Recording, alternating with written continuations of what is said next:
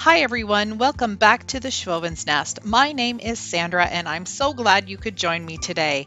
I am going to show you how I took this $3 tray that I found at a thrift store and turned it into a wonderful coastal, beachy, farmhouse, nautical type of tray. The first thing I'm going to do is give the bottom of the tray 2 coats of rust-oleum white chalk paint. While I'm painting this, I'll tell you about the video. It is part of a challenge hosted by Joan Brodie. If you have not seen Joan's channel, please go over and take a look, show her some love. She does a bunch of hauls, some thrifting hauls, food hauls. She also does some decorating. She's done quite a few things for Valentine's. So please go check out her channel. I will have it linked in the description box below.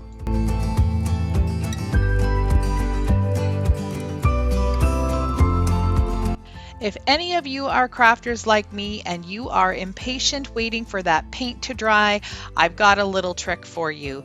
I'm painting the outside of the frame with rust-oleum Serenity Blue, and because the white is still drying, it's not totally dry yet, I can't put down any tape to make sure that the blue doesn't run into the white. So I'm going to use a much smaller brush and I'm going to load it with some paint and then very carefully just go really close to the edge of the white, so right into the corner, and I'll just let the brush do the work for me.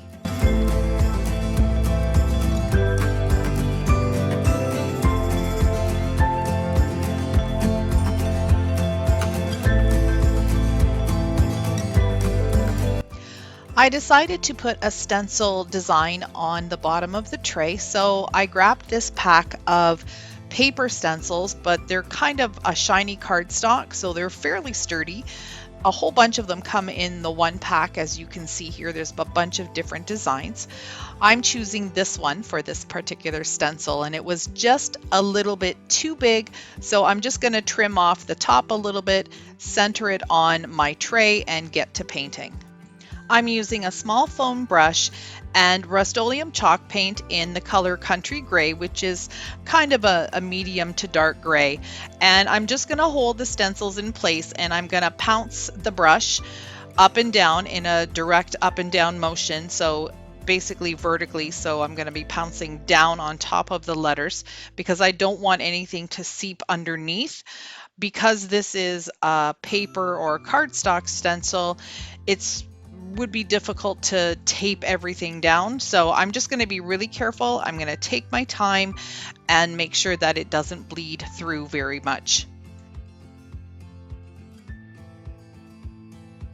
A few weeks ago, I happened to be in Florida for a business trip, and I was able to find some time to go to Joann Fabrics. Living in Canada, we don't have Joann Fabrics, so I was really excited to go in there and see all of the wonderful things that are there. I didn't get any fabric. I got some florals, I got some lamb's ear, and I got these stencils plus a whole bunch of others. The selection of stencils is amazing there, and so I kind of went to town and got a whole bunch of them. So you'll probably see me using those in some of my thrift store and sign videos in the coming weeks.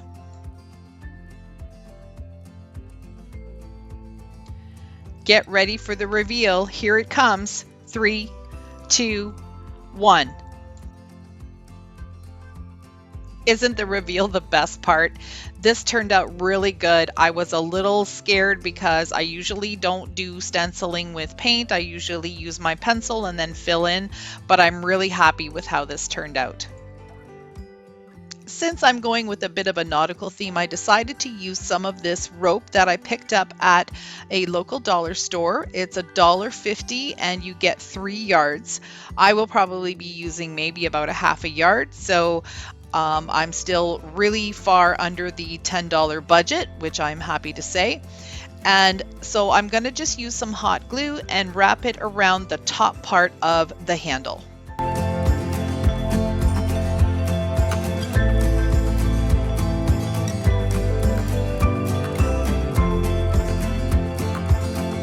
I think it turned out great. You let me know in the comments what you think.